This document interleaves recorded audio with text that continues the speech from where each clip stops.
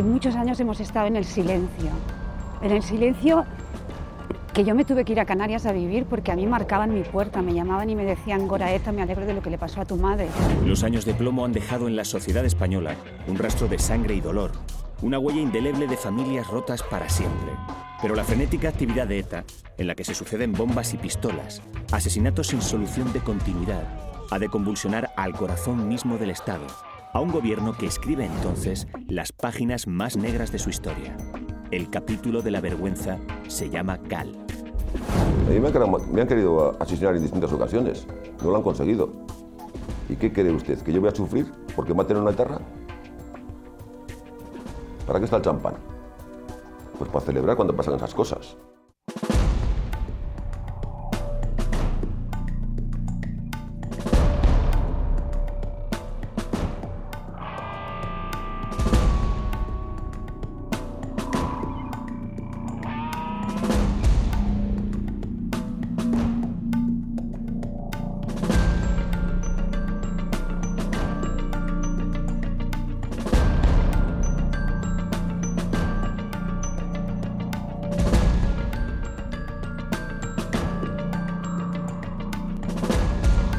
Cuatro personas han resultado muertas y una herida leve en un atentado ocurrido al sur de Francia.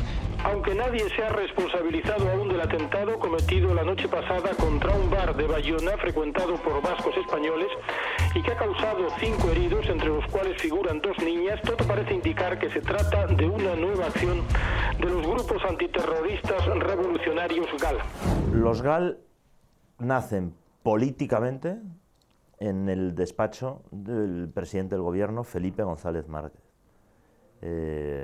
Yo no sé el día, la hora y tal, pero la decisión de que los GAL existan se toma en ese despacho, porque es que es el único despacho donde se podía tomar esa decisión. Yo lo he contado tanto en el plano político, cuando el propio Felipe González, el 6 de diciembre de aquel año 87, me aborda en el pasillo que rodea el hemiciclo del Congreso de los Diputados, y la conversación alcanza su clímax cuando él dice, y han pasado pues casi 20 años, pero nunca he olvidado esas palabras: lo único que tenemos que negociar con ETA es que si ellos nos dejan de matar a nosotros, nosotros dejaremos de matarles a ellos. Se denominan pomposamente grupos antiterroristas de liberación. Nacieron en las cloacas del poder en 1983, un año después de que el Partido Socialista alcance el poder con mayoría absoluta. Hubo antecedentes como el Batallón Vasco Español, pero no a este nivel. Se trataba de responder al terrorismo de ETA con el terrorismo de Estado. Si ellos disparan, nosotros les disparamos. Si ellos asesinan, nosotros les asesinamos. Al final, la actuación de ETA era tan brutal, tan dura a nivel del conjunto de todo el Estado, que hubo quienes desgraciadamente entendieron que contra el terrorismo de ETA valía todo, incluso valía otro terrorismo, que era el terrorismo pues del gobierno, el terrorismo de Estado, ¿no? Hay personas que equivocadamente, indudablemente, pues intentan solucionar esto diciendo vamos a dar la misma patada, es decir, la misma forma de responder de la misma forma que ellos lo hacen. Es decir, luchar contra el terrorismo con terrorismo. Pero la estructura que se hizo del GAL se hizo desde el Ministerio del Interior español, como se ha podido demostrar en los juicios y en las sentencias. Los GAL son también la respuesta del gobierno español a una situación preocupante. Los terroristas cometen asesinatos en España y se refugian en el sur de Francia, donde son recibidos por el propio gobierno francés, todavía suspicaz con la democracia española, como refugiados políticos. Hay dos imágenes, la española y la francesa. En España se consideraba ETA como una organización terrorista y criminal. En Francia, más bien como patriotas, como hombres que luchan por obtener un poco más de libertad. Laura Martín, la viuda de Juan Carlos García Goena, tiene muy presente aquel día en que los GAL le arrebataron a su marido, al padre de sus 2 hijas. 24 de julio de 1987. A las 6 menos 20 de la mañana, Juan Carlos García Goena, que había huido de su Tolosa natal para no cumplir el servicio militar, sale de su casa en Hendaya para acudir a su trabajo. Yo me iba a levantar, pero bueno, me quedé en la cama. Si me llego a levantar seguramente hubiese visto todo. Pues a los pocos segundos oí una explosión muy fuerte. Entonces abrí la la ventana de mi habitación. Desde allí no divisaba el coche, pero sí que lo oía Juan Carlos. No eran gritos, eran como gemidos, como me di cuenta que algo había ocurrido.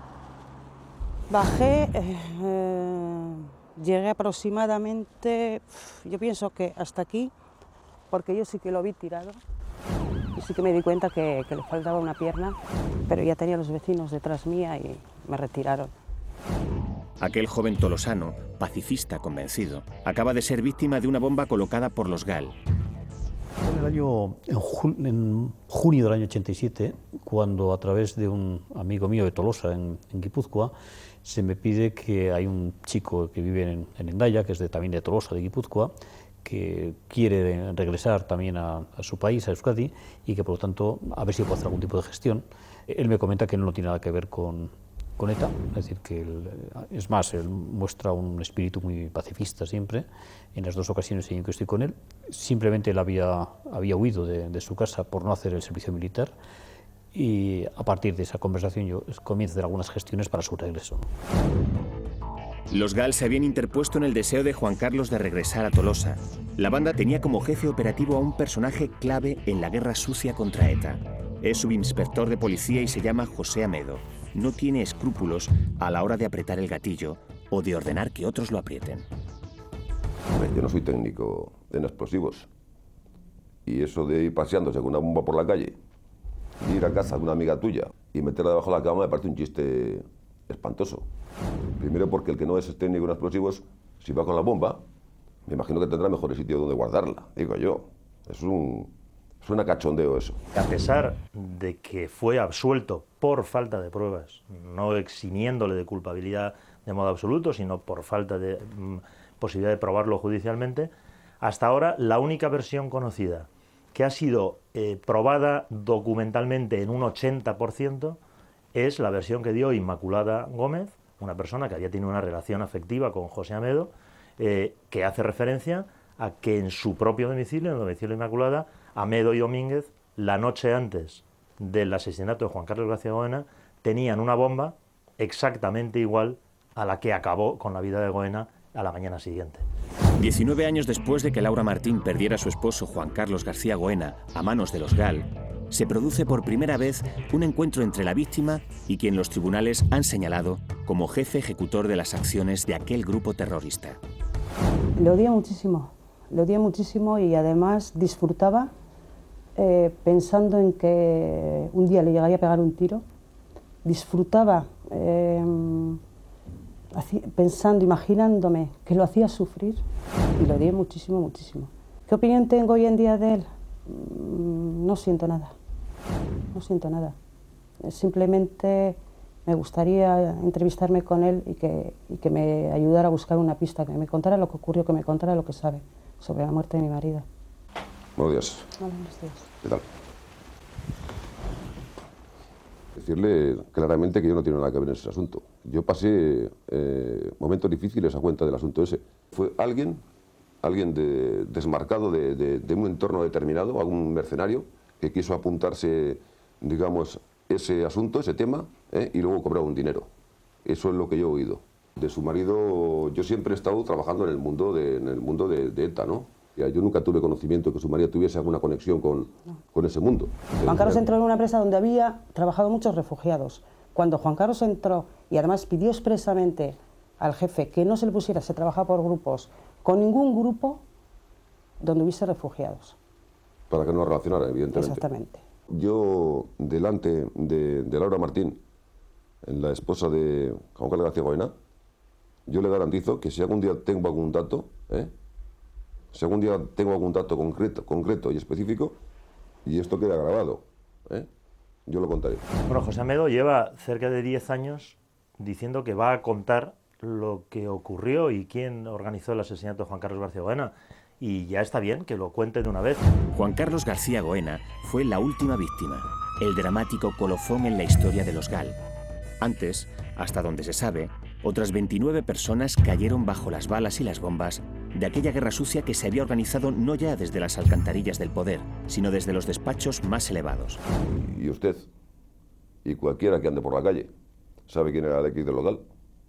Pero el equipo local también había informado a la oposición en aquel momento, que era Fraga Iribarne, y estaba totalmente de acuerdo en el tema. En términos políticos, pues nunca sabremos en qué medida contribuyó el descubrimiento de la trama de los GAL a la derrota electoral de Felipe González en 1996. Yo creo que el responsable fue él, porque lo esencial no es lo que hizo el periódico, lo esencial es lo que había hecho o dejado de hacer él. Nadie podría dar esas órdenes si desde luego no era el más alto nivel político existente en el país. Octubre de 1983. El capitán de farmacia Alberto Martín Barrios ha sido secuestrado por ETA político-militar hace 2 días. En el cuartel general de la Guardia Civil de Inchaurrondo, en San Sebastián, el ambiente es de mucha tensión. Se oyen voces que piden a gritos venganza. Algunos números deciden tomarse la justicia por su mano. La idea es secuestrar a unos etarras para canjearlos por Martín Barrios. Ángel López Carrillo, ex policía nacional y testigo privilegiado de lo sucedido, era entonces la mano derecha del que fuera gobernador civil de Guipúzcoa, Julen Elgorriaga. Sí, bueno, el general Galindo, entonces, desde que era comandante, se hizo comandante jefe de los servicios de información de Inchaurrondo.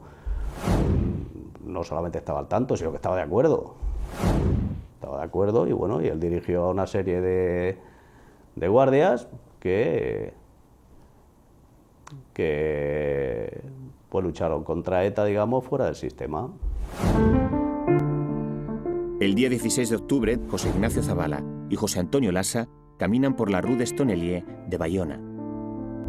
En octubre de 1983, 2 jóvenes vascos refugiados de Tolosa, Joshi y Taposhan, se paseaban por esta calle.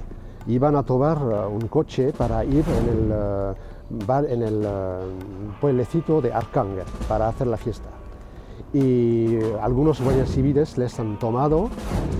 Estos guardias civiles estaban Bayo y Dorado y obedecían a órdenes de Galindo.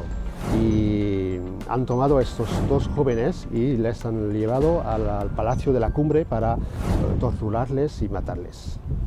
Fuimos para allá, en fin, fue Galindo, fue Elgorriaga, yo me fui con ellos y a la vuelta pues le llaman a Galindo por radio para que llame urgente por teléfono a Inchaurrondo y bueno, y Galindo viene y le dice a Elgorriaga ¿qué hay? Y dice, pues se han caído 2 peces en Francia. Dice, ¿son gordos? Dice, no, son medianos, pero bueno, algo es algo, ¿no? Los guardias civiles trasladan a Lassa y Zavala al Palacio de la Cumbre en San Sebastián, que estaba abandonado. Pedro Luis Migueliz, alias Chofo, se convirtió en testigo protegido por el juez Carlos Bueren, tras declarar sobre el secuestro y las torturas que sufrieron los jóvenes etarras. Conoció los hechos por boca de su amigo Enrique Dorado Villalobos, uno de los guardias civiles condenado por el secuestro y asesinato de Lassa y Zavala. Sí, estuvieron en la cocina, que es en la cocina tenía unas cámaras altas de frigoríficas, ahí los tenían encerrados, vendados los ojos, y ahí les torturaban. Hombre, a mí me contaban que sí, que le quitaban con alicates los dedos las uñas de los dedos y de los pies. Les hicieron toda clase de torturas, les inyectaron pentotal y bueno, horroroso. El 18 de octubre aparece en un monte próximo a Galdácano el cadáver de Alberto Martín Barrios. Está maniatado, tiene un tiro en la nuca. Hizo farmacia militar, pues yo creo que un poco por romanticismo, que le venía muy bien, que le parecía una buena opción. Y claro, hacía siempre la misma ruta. Se levantaba pronto, salía y se acercaba a la farmacia militar, firmaba sus papeles, sus documentos, y luego se volvía a la farmacia de su padre a trabajar y ya te digo, no se metía con nadie. Un día, me parece que era el 7 de octubre, pues empezamos a no saber nada de él. No estaba lejos, no, estaba en Vizcaya, en la provincia de Vizcaya, estaba por lo visto en una cueva. Pero ahí estaba en una cueva natural que se usaba durante la guerra. Seguro que él oiría a los helicópteros sobrevolar por la zona, porque sí que fueron por allí. Dijeron que tenían a a este señor secuestrado y que querían que soltaran a los presos etarras que habían asaltado el cuartel general de Berga y que los iban a juzgar por lo militar. Después empezaron a pensar que lo mejor era que se leyera un panfleto en la televisión. Entonces el chantaje era a televisión. Que se leyera ese panfleto y que entonces soltaban al capitán Martín Barrios. ETA político-militar, organización armada para la Revolución Vasca, manifiesta ante todo el pueblo vasco que ha procedido a la ejecución del capitán del ejército español, Alberto Martín Barrios. Con el paso de los años se ha podido saber, aunque estas cosas se saben por fuentes que no se pueden revelar, pero se ha podido saber que en la decisión de ETA de asesinar a Martín Barrios influyó notablemente el que la respuesta del gobierno no fue la de siquiera mostrar una mínima intención de leer el famoso comunicado en los informativos, sino que el gobierno responde secuestrando a 2 personas e intentando secuestrar a una tercera. Por entonces nada se sabe de Lasa y Zabala, cuyos cuerpos no aparecieron hasta 1995. La realidad es que sus secuestradores los han introducido en el maletero de 2 coches con un siniestro destino. Sí, se los llevan en 2 coches, uno en cada capó, y luego dice que tenían que parar, porque ellos cuando se despertaban de las drogas que les daban, golpeaban el capó y tenían que parar, les daban una paliza, les inyectaban droga otra vez y seguían el camino. Llegaron vivos a Busot. En Busot les obligan a cavar la fosa y una vez acabada la fosa, Villalobos los mata de un tiro. Aquel crimen horrendo es el primero que cometen los Gal Verde, término empleado para referirse a las acciones de este grupo cuando son cometidas por guardias civiles. La guerra sucia, el terrorismo de Estado, ha hecho así su aparición de la mano del gobierno socialista. Vimos el caso Lasa y Zabala, estas personas secuestradas en Hendaya. Yo creo que todo eso demuestra que en todo ese recorrido, ante todo eso, ha habido muchas personas que lo han permitido, que lo han ayudado o que han han mirado al otro lado. Y eso, lógicamente, siendo funcionarios del Estado, sean policías, guardias civiles o personas importantes, Ministerio del Interior, no está hecho, insisto, que no cabe. 2 meses más tarde del asesinato de Lasa y Zabala, los Gal van a perpetrar un secuestro que con el paso de los años será determinante para la condena de algunos destacados dirigentes socialistas. Los Gal cometen su primer error, el secuestro del ciudadano francés Segundo Marey. El Gal fundamentalmente ya le digo que se creó con la finalidad no de vengar acciones de ETA, sino de forzar esa colaboración de los servicios franceses y de las autoridades francesas con respecto a España. El relato de los hechos que figura en la sentencia de aquel caso es por sí solo suficientemente sobrecogedor. Sobre las 8 de la tarde del día 4 de diciembre de 1983, los mercenarios Pedro Sánchez, Mokhtar Talbi y Jean-Pierre Chalier se acercaron al domicilio que en Hendaya tenía Segundo Marey.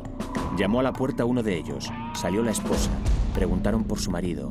Llegó este y de repente el que había llamado se abalanzó contra Marey, inmovilizándole, ayudándose de un spray que le echó al rostro. Estaba presente en el lugar del secuestro del tesorero de ETA. Estaba presente. Era cómplice de hecho. Yo constaté que era un acto terrorista de gente que yo pensaba que eran mafiosos o mercenarios, cuando en realidad eran policías. La policía francesa sabía que se iba a producir el secuestro de Segundo Marey 4 días antes, porque yo se lo había dicho. Dije, han salido como locos, van a secuestrar y a matar gente. Estas son las fichas, tal día, tal sitio, tal hora. Y no hicieron nada. En los 15 primeros atentados que les había señalado, nadie se ocupó de evitarlos, dejaron que se cometieran.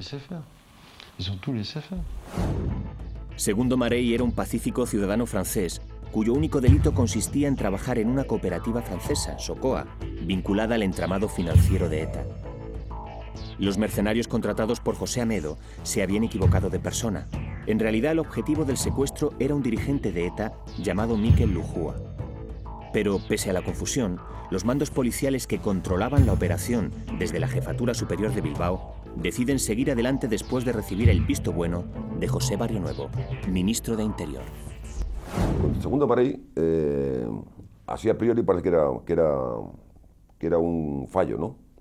Pero Segundo Marey ya estaba trabajando en el entorno de ETA, puesto que trabajaba en Socoa, en la cooperativa Socoa. Segundo Marey estaba escogido por alguien, para llevárselo y convencerle de que trabajase como topo dentro de ETA. Con lo cual, no era un fallo. Aquel inocente viajante de comercio de 51 años es recluido en una primitiva cabaña de las montañas de Cantabria, custodiado por policías que lo acusan de pertenecer a ETA. Durante 10 terribles días, Segundo Marey piensa a cada instante que lo van a matar. Finalmente lo liberan, de nuevo en territorio francés. En señal de buena voluntad y convencidos de la valoración en propiedad del gesto por parte del gobierno francés, nosotros liberamos a Segundo Marey, arrestado por nuestra organización a consecuencia de su colaboración con los terroristas de ETA. Recibirán noticias del GAL. En julio de 1998, José Barrionuevo, ministro del Interior, Rafael Vera, secretario de Estado, y Julián San Cristóbal, director general de la Policía, son condenados por secuestro y malversación de caudales públicos.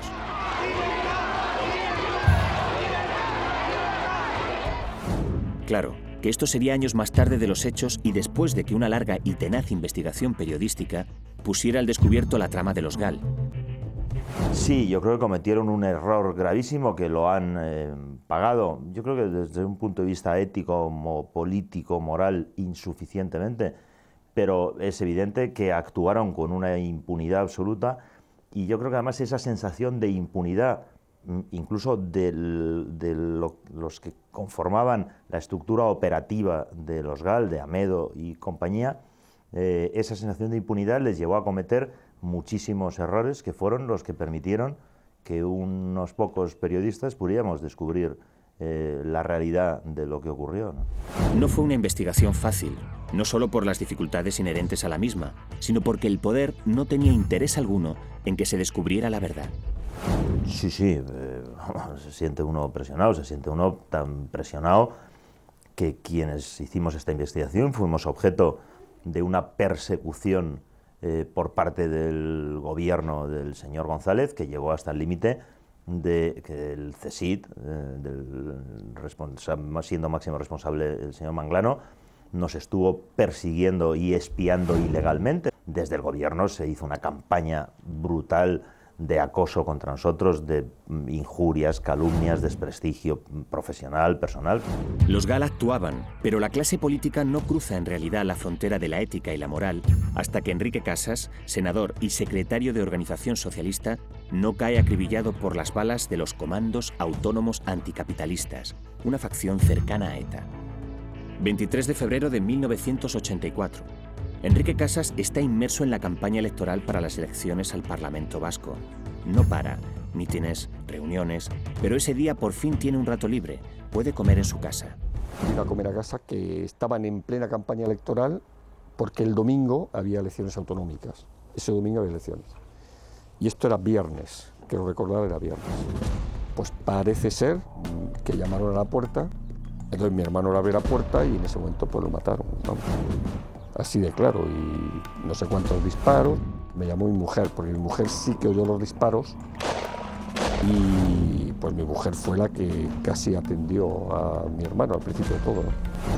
Decían atentado contra Enrique. Entonces, claro, han atentado y cómo está, pues mal. O sea, no me... Y le digo, ¿pero está muerto? Y dice, no lo sé. Un compañero mío me subió. Yo lo que recuerdo por el camino es que decía, Dios mío, que viva, que viva. Al llegar a casa, que no hay nada. Estaba Bárbara y Bárbara me dijo, pues lo han matado. Hombre, yo recuerdo el impacto del asesinato de mi hermano.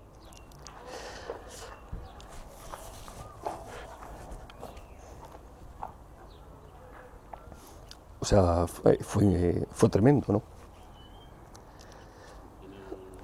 Vino Felipe González, en fin, vinieron todos. Vino también Garaikoetxea esa noche a casa.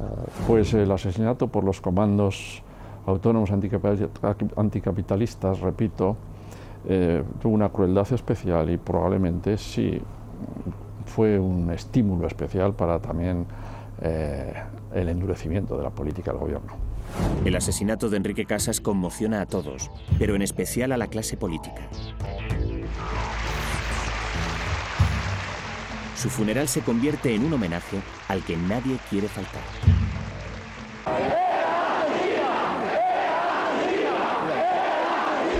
Hoy le quiero rendir un homenaje al compañero Enrique Casas. Y creo que la única manera de hacerlo es darle la garantía a su memoria de que seguiremos luchando por la justicia, por la paz y por la libertad.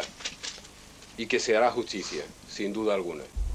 Apenas habían pasado 2 meses desde que los GAL habían advertido en el comunicado de liberación de Segundo Marey que cada asesinato por parte de los terroristas tendrá la respuesta necesaria.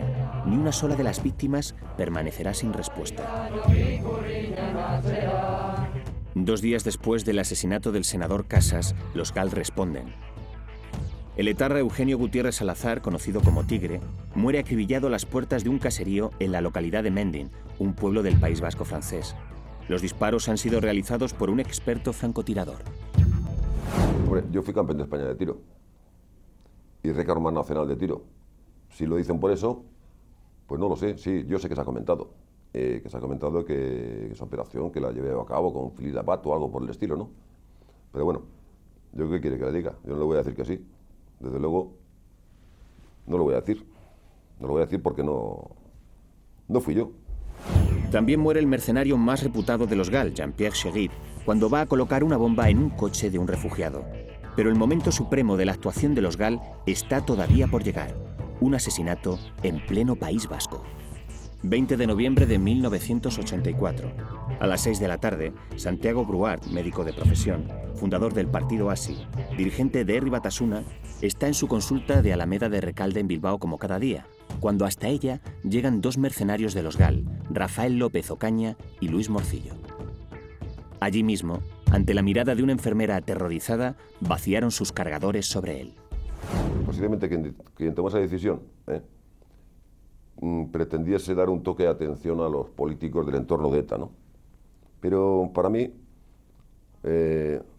no tenía sentido el llevar a cabo acciones fuera de Francia, porque como todos los que nos participábamos en este tipo de actividades, sabíamos que la finalidad era una, la que ya he venido comentando, y llevarla a cabo en España pues carecía de sentido. Una de las señas de identidad de los GAL fueron los atentados indiscriminados contra establecimientos relacionados con los refugiados vascos, aunque no tuvieran nada que ver con ETA. El primero de ellos se produce el 13 de marzo de 1985 contra el Hotel Briquetenia. Un día estábamos en la cocina. Teníamos un banquete en un lado y en el otro lado unas 15 mesas de particulares que venían a cenar. Mi mujer pasó delante de mí a gran velocidad diciéndome: Philippe, alguien nos está disparando con una pistola. Vi a mi padre, es decir, a Michel Ibarbour, pues, coger una mesa, ponérsela sobre la espalda para protegerse de un posible disparo.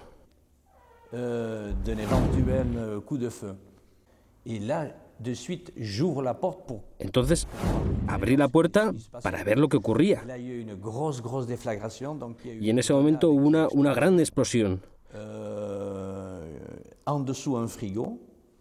Una granada explotó debajo de un frigorífico, a mí me hirió en el cuero cabelludo y en el antebrazo. Perdí mucha sangre rápidamente. Su objetivo es más que nada amedrentar. Y así los GAL tirotean el Lagunekin, el Bachoqui, el Café de Piriné y el Bar Víctor de Cibourg.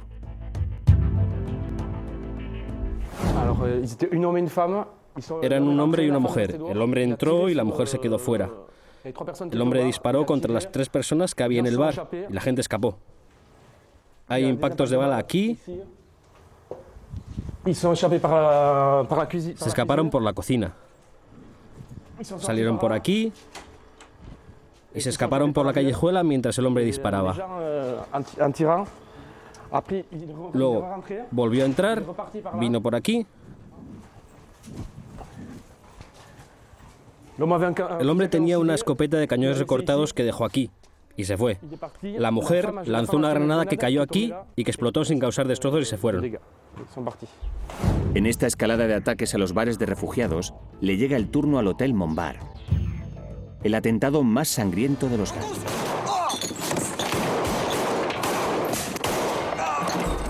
A los miembros de la Fuerza de Seguridad del Estado y a muchas personas que caían permanentemente abatida por los tiros de ETA, nos hacía sentirnos mucho mejor, nos confortaba que ellos probasen su propia medicina. 25 de agosto de 1985.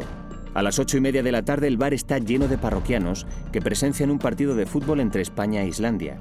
Los etarras José María Echaniz, Iñaki Astazuinzarra, Xavín Echaide y Agustín Irazustabarrena celebran que a este último se le ha prorrogado su condición de refugiado político en Francia. Bueno, entonces lo que vimos nosotros estaban los dos tíos. Bueno, uno particularmente aquí había un tío, uno de los refugiados que estaba en el suelo y le estaba rematando. Pues después lo entendimos por qué, porque después en el juicio supimos que estaban pagados 50.000 francos por cada herido y 200.000 francos por cada muerto. En el suelo del bar, sin vida, están los cuerpos de aquellos 4 terroristas. Los asesinos, 2 mercenarios, se alejan tranquilamente a pie, en dirección a la estación. Bueno, entonces aquí, cuando yo había entrado aquí, me vieron y aquí sí que me hicieron como eso con las pistolas. Y entonces yo me escondí aquí, porque aquí a la época había coches aparcados. Y entonces me escondió, no me atrevía a avanzar, ellos se quedaron un momentito como eso y al final siguieron andando adelante.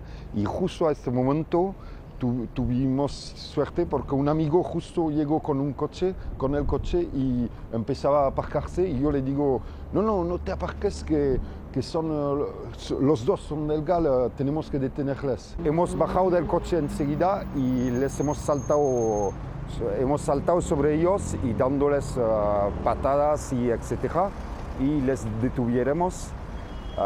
El amigo mío me recuerdo que se cortó un dedo dando una patada en los cojones del tío enfrente y entonces pusimos los 2 galosos en el coche de la policía con las esposas.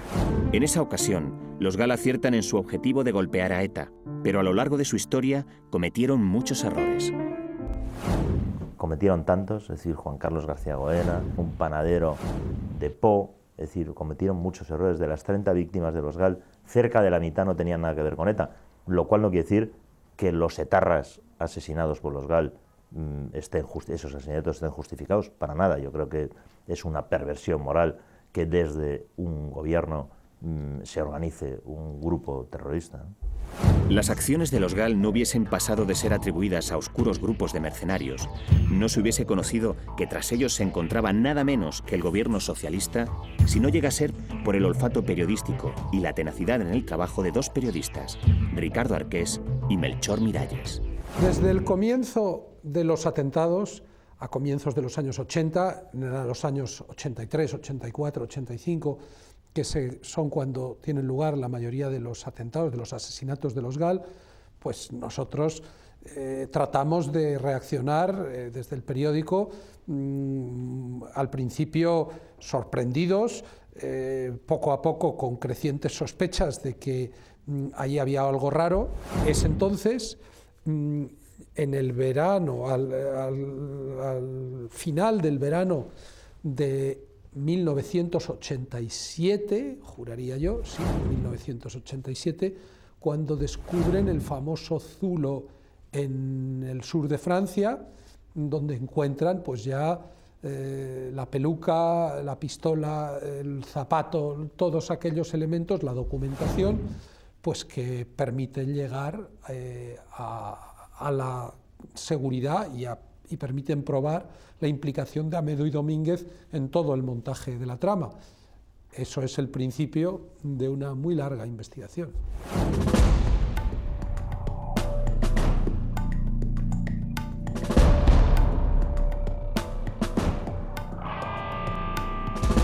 Durante años, los periodistas van descubriendo pruebas, datos, encuentran facturas, papeles comprometedores. Durante años van reconstruyendo aquella historia de la ignominia hasta descubrir que los auténticos protagonistas no son policías a sueldo ni mercenarios de ocasión. Pero sí, Amedo le pierde lo que hablábamos antes, la sensación de impunidad, esa impunidad con la que él se mueve, de pensar que estaba a salvo de cualquier contingencia, le lleva a cometer errores. Hay uno especialmente llamativo, que entra incluso dentro del terreno de lo grotesco, pero que yo creo que refleja muy bien la personalidad del tipo, ¿no? Que es cuando él va a contratar mercenarios a Portugal, se presenta ante ellos diciendo que se llama Ricardo, que es un policía español de nombre Ricardo, se hospeda en el Hotel Ritz de Portugal con un documento de identidad falso a nombre de Genaro Gallego Galindo, es decir, Gallego Galindo, empiezan las dos palabras por Gal, y después de haberse identificado como Ricardo, haberse hospedado en el Hotel Ritz como Genaro Gallego Galindo, paga el hotel con una tarjeta Visa a nombre de José Amedo Fouce, con cargo a una cuenta de la Dirección General de Policía. Poco a poco, aquellas pistas que la jactancia de José Amedo va dejando tras de sí, conducen a los periodistas más allá de unos mercenarios, más allá de un subcomisario de policía. Sus descubrimientos apuntan a las más altas instancias del gobierno, a la postre, a la terrible evidencia de que los GAL son en realidad puro y duro terrorismo de Estado. Nosotros encontramos las pruebas, pusimos el foco sobre ese rincón oscuro, lo iluminamos y los ciudadanos tuvieron conocimiento de causa y tomaron las decisiones libremente. Cuando el gobierno de Felipe González se siente acosado por aquellas revelaciones, cuando se descubre la verdad, reacciona queriendo matar, simbólicamente, al mensajero. Ricardo Arqués y Melchor Miralles son sometidos a todo tipo de presiones e intentos de descrédito.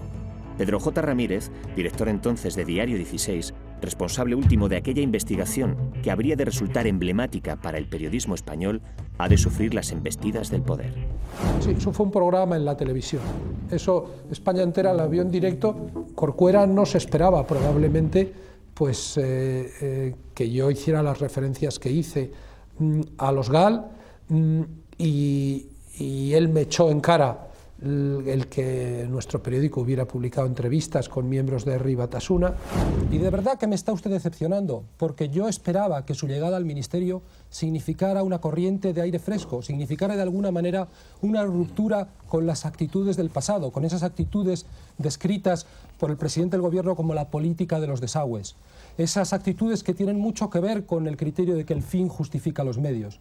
Y el fin nunca justifica los medios, señor ministro, y no lo justifica ni para los terroristas de ETA, cuyos crímenes son repugnantes, ni para los terroristas del GAL, cuyos crímenes son repugnantes. Y para que usted tenga autoridad moral a la hora de hacer el papel de inquisidor frente a un medio de comunicación, debería quizá primero desarrollar el propio proceso inquisitorial a lo que ha estado pasando en su departamento, y no soy yo quien lo dice. En previsión, yo no sentiría mucho defraudarle, hombre, no por esto, porque podamos discrepar, que a usted yo le defraude, hombre, es un tema tan baladí, deme un poquito más de tiempo para defraudarle en lo importante. Nosotros, desde luego, no estamos haciendo juicios paralelos. Afortunadamente, los tribunales en este país están funcionando con eficacia y con independencia. Sin embargo, sí que a veces tenemos que hacer el papel de policías paralelos, porque a quienes les corresponde esa obligación no la están haciendo. Señor ministro, usted sabe perfectamente que en el Ministerio del Interior no se ha abierto una sola investigación sobre el GAL, que en el Ministerio del Interior se han dificultado sistemáticamente las investigaciones sobre el GAL. A veces da la impresión, señor ministro, de que en el Ministerio del Interior lo que ustedes pretenden con respecto a la prensa es que seamos como los monos de Gibraltar, sordos, ciegos y mudos. Esa da la impresión que es el papel que ustedes nos reservan. Entonces, al final del programa, muy congestionado, Corcuera se dirigió a mí delante de testigos, y delante de estos testigos pues dice: te sientes muy seguro porque eres director de un periódico, pero puedes dejar de serlo muy pronto. Bueno, yo entonces no le di mucha importancia, pero 4 meses después dije: hombre, qué capacidad de profeta tenía este hombre. Y después las presiones llegaron hasta el punto de que el editor de Diario 16, Juan Tomás de Salas, despidió a Pedro J. Ramírez como director de Diario 16, lo cual nos llevó a varios profesionales, entre ellos a mí, a tomar la decisión de, por una cuestión ética, yo no podía seguir trabajando en un periódico en el que había sido despedido el director por defender mi trabajo, ¿no? El domingo habíamos publicado una doble página a modo de resumen sobre todos los aspectos que se habían ido descubriendo en relación a los GAL. Pero lo esencial, el episodio que determinó fue tan tonto como que publicamos un editorial contra Semprún que se titulaba La Rosa y el Capullo. Era un editorial un poco en broma, pero con la mala suerte de que esa noche, la noche en que el periódico estaba imprimiendo ese editorial, Juan Tomás de Salas había quedado a cenar con el propio Jorge Semprún. Y entonces fueron al Vips después de cenar a comprar los periódicos y se encontró Juan Tomás y se encontró Semprún con ese editorial contra Semprún. Y entonces ella dijo, a este tío me lo cepillo mañana mismo, ¿no? Yo creo que sí, que la prensa en aquellos momentos, y también en otros casos, ¿no? Pero en aquellos momentos la prensa fue un elemento clave, ¿no? Posiblemente si no hubiera sido por la labor de investigación de algunos periodistas, yo quiero recordar a Melchor Miralles o Ricardo Arqués, en aquella etapa, pues posiblemente todo esto no se hubiera descubierto, ¿no? Por fin la justicia comienza a actuar. Personajes como los jueces Castro Meige y Baltasar Garzón y el fiscal Ignacio Gordillo van señalando, partiendo de las informaciones periodísticas, a los culpables de la guerra sucia. Su trabajo acaba por sentar en el banquillo de los acusados a toda la cúpula del Ministerio del Interior y a los jefes operativos de la trama. La justicia hizo lo que pudo, ¿no? Es decir, el trabajo de lo que los anglosajones llaman de cover-up, de ocultamiento del gobierno, fue eficaz, ¿no? Pero bueno, yo siempre digo que la justicia es como un paquidermo, es como un elefante, camina lentamente, pero termina llegando a su destino. Creo que la respuesta judicial española fue perfecta, tanto la Audiencia Nacional como el Tribunal Supremo confirmando luego la sentencia, y que realmente fue ejemplarificadora, y creo que hemos ganado muchísima credibilidad en los tribunales internacionales. Juzgar quiere decir, primero investigar, instruir y después juzgar y condenar a los autores. Tengo que recordar que toda la jerarquía policial de la época, o por lo menos una parte de esa jerarquía, incluido el ministro del Interior, han sido condenados. Para mí eso es admirable. El mero hecho de citar como imputado en el caso Marey a el ya expresidente González hubiera supuesto colocar sobre él un estigma y lo cual era inconveniente para el conjunto del Estado por su condición de expresidente. Yo creo que esa fue una decisión equivocada. Yo creo que fue por parte de los jueces que la sostuvieron, fue una desviación del espíritu y de la letra de la ley, pero en definitiva fue una decisión tomada por el órgano competente.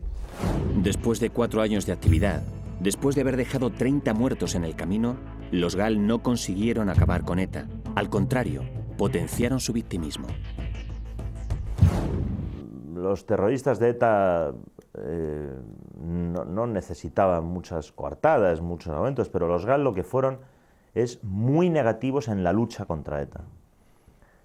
Yo siempre digo, no es que le dieran oxígeno, el problema es que si todo el dinero dilapidado en la historia de los GAL, lo que se gastaron en los GAL y lo que se llevaron a su casa, en medio de todo ese fregado, si esos miles de millones de pesetas de la época se hubieran destinado a luchar contra el terrorismo, probablemente hoy ETA no existiría. Bien es cierto que aquella guerra sucia, aquel terrorismo de Estado, consiguió uno de los objetivos que perseguía su jefe operativo, José Amedo. Francia comenzó a colaborar con el gobierno español en la lucha antiterrorista. Para mí no fue un error. Y para mí no fue un error pues porque consiguió sus fines, se lograron sus fines, los fines que pretendía. En cualquier caso, aquella guerra sucia no detuvo a ETA. Entonces, ¿para qué sirvieron los GAL? Bueno, hombre, la Guerra del Norte, que incluso así la definió en altas instancias, pues ha hecho ricos a muchos políticos. Y a otros pues les ha costado la vida y les ha costado un malvivir y un sufrimiento y un trauma para toda su vida, para ellos y su familia. Muchos de los policías y guardias civiles del País Vasco, pues incluso sus hijos, pues se han arrastrado y arrastran serias secuelas de aquella mala vida que de alguna manera entre unos y otros les hicieron pasar, ¿no? La banda armada no dejó de asesinar, y así caen el médico vitoriano Luis Manuel Allende, el cabo de la Policía Nacional Ramón Martínez, el general Quintana Lacazzi, el funcionario Jesús Blanco, el industrial Ramiro Salazar y el panadero Cándido, y tantos otros. Los GAL son un episodio más de la historia de ETA. La organización terrorista continúa su sangrienta actividad y ha de sumar a su larga lista de víctimas incluso a quienes un día empuñaban las armas con ellos. ETA mata también a sus propios militantes cuando estos quieren huir de la espiral de terror en la que se encuentra. ETA no admite disidencias. Y eso, perdóname, es muy duro, pero una organización revolucionaria se paga con la muerte. Se tiene miedo, claro que se tiene miedo. Yo estoy convencido de que más de un militante de ETA quisiera dejarlo, lo que pasa que para ellos es imposible. A Pertur le debieron tapar la cabeza con un saco y fue el mismo Pala quien le disparó 2 veces. Mi madre se dirigió a él y le dijo: bueno, Eduardo, a ver cuándo nos vemos, a ver si nos vemos pronto en el otro lado. Cuando ETA se entera de que Miquel ha escrito al juez relatando su ayuda para evitar una masacre, la cárcel se convierte en un infierno para él. Está prohibida la disidencia en ETA. En ETA es muy fácil entrar, pero salir es prácticamente diferente.